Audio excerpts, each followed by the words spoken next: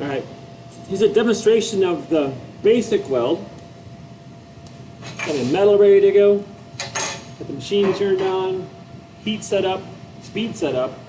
All I want to do is just lay a bead of weld along the top edge of this metal, about 1/4 inch in width, about 1 inch in length.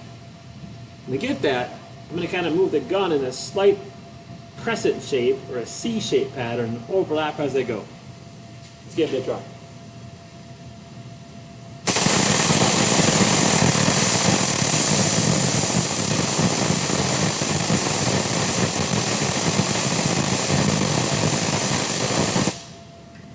Alright, so we're looking for a nice, even, smooth, uniform face of the weld.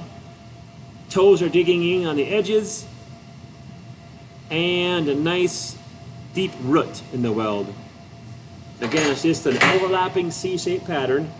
Keep the gun low, keep the gun angle aggressive, real subtle movements along the edge. That's the basic weld.